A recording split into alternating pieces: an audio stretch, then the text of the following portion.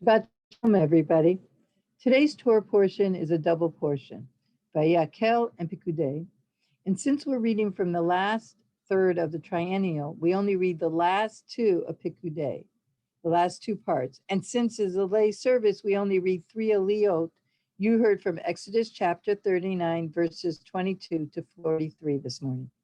This part of these two portions is the conclusion of the creation of the tabernacle structure, all its furnishing and the clothes that are worn by its keepers, the priest.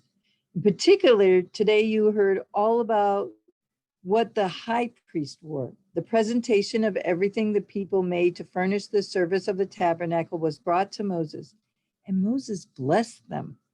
The Israelite people saw Moses satisfied and grateful for what they had done, maybe for one of the very few times.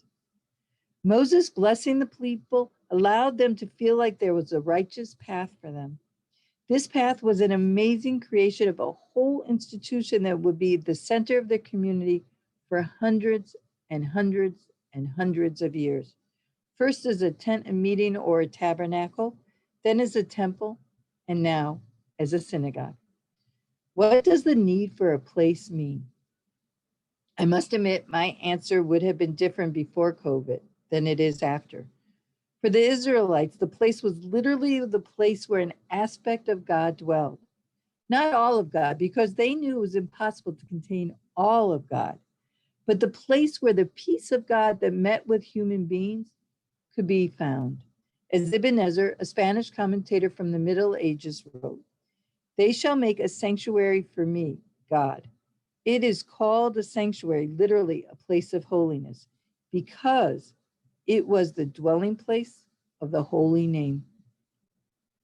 So for the Israelites and the early Jews with the temple, the place that held the parts of God accessible were a physical manifestation that became constructed with one's hands and creativity.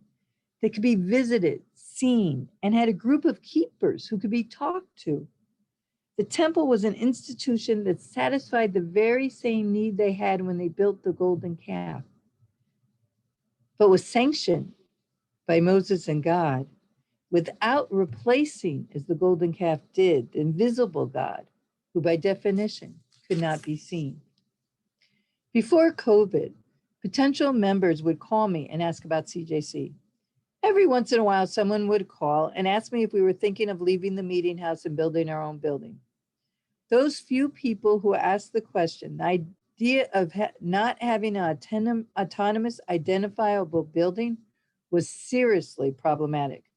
They wanted to drive into the parking lot and know that everything about that building screamed Jewish.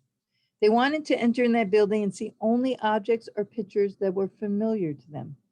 They wanted to hear or schedule programs that met only the needs of the Jewish community. They knew that God was not found only in that building, but that building symbolized Judaism with God as its home. For those of us who have bought into the interfaith model, having an autonomous building can seem unnecessary and even expensive. We come into the building usually when we're going to be using it, and therefore see the Jewish accoutrements all around us. I remember once when my older two kids, pre-Rodney, were little in elementary school, and we stopped at the meeting house on our way to Sunday school at Oakland Mills High School for a second to get something. And they peeked into room 100 before church had started, and they saw this huge cross hanging over the ark, and they were indignant. How dare that cross stand over our ark in our home, in our place? I explained to them, right, that it was Jewish on Saturday and Christian on Sunday. For them, that was enough. For others who choose not to join their synagogue, it is not enough. Since COVID, our understanding of space and connection has become even more nebulous. We don't come to the building. We meet from our private abodes over another place called the internet. Many commentators have wondered how synagogue life will permanently be changed after the pandemic because of the internet's ability to replace a place for some people. And yet others are biting at the bit to return to 3D, to see people, to have private conversations, to read their body language or hear their voices join in with yours. to be completely present in an alternative place for a defined period of time, to hear God through the interactions of the community that sits next to you.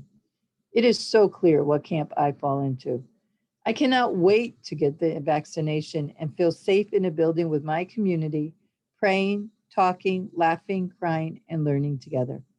A place we define as sacred, as a magnet that brings us together, a place that holds our hearts and souls while welcoming our bodies. That is what the tabernacle was and what our synagogue will be. May we return in health soon to 3D life, knowing that the gift of technology will always be with us. May we find a way to bring the two places together in a way that complements and augments who we are at the very core, a community searching for a sacred way through this life. Shabbat shalom, everybody.